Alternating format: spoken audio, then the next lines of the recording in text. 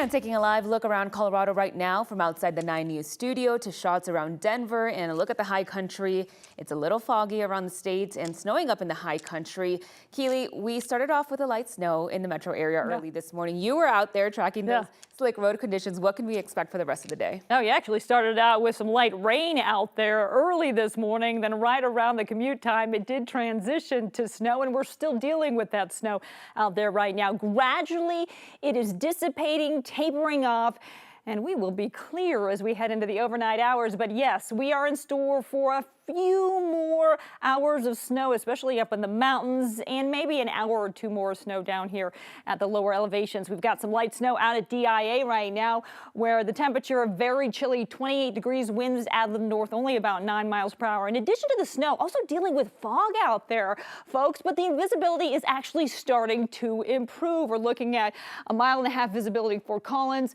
That Boulder visibility just went up about 10 seconds ago from 1.5 miles. Now to 3 miles, still limited visibility out in Fort Morgan, but everything's starting to improve as this system is gradually tapering off. So there it is. You can still see the snow up and down the I-25 corridor, but again, it is losing its steam and we are drying out. Again, we talked about this earlier.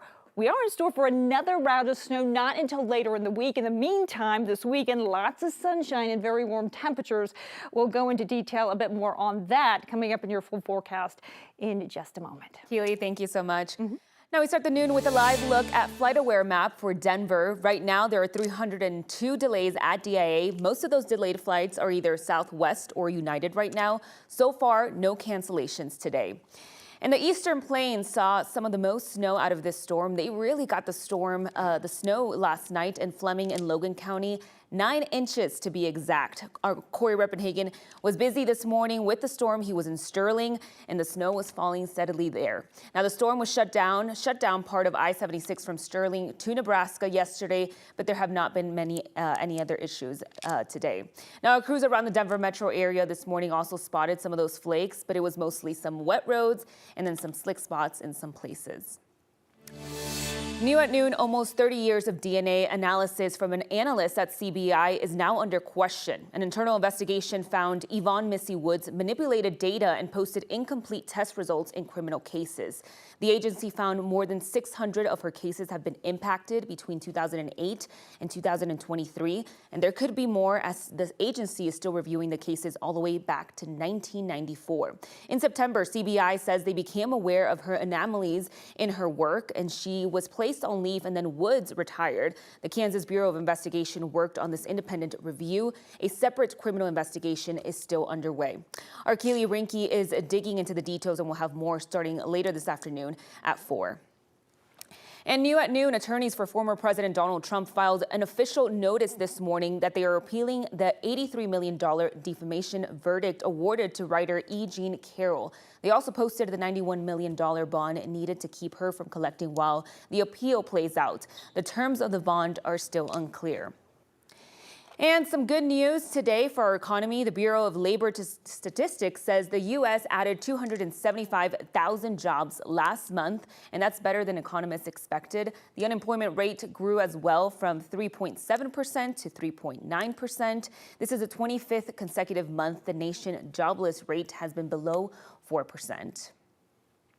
Now to our nation's capital. Last night, President Biden addressed the nation in the State of the Union speech. He focused on economy, inflation, and wars in Ukraine and Israel. He also took aim at former President Donald Trump, but didn't say Trump's name once. Now my predecessor, a former Republican president, tells Putin, quote, "Do whatever the hell you want." That's a quote. A former president actually said that. Bowing down to a Russian leader. I think it's outrageous, it's dangerous, and it's unacceptable. Biden repeatedly contrasted his position with Trump's. He also called on Trump to join him in supporting a bipartisan border security bill that Democrats in Colorado hoped would include funding for migrant support here in Denver. Republicans killed the bipartisan border security bill after Trump said he was opposed to it. We have a simple choice. We can fight about fixing the border, or we can fix it. I'm ready to fix it. Send me the border bill now.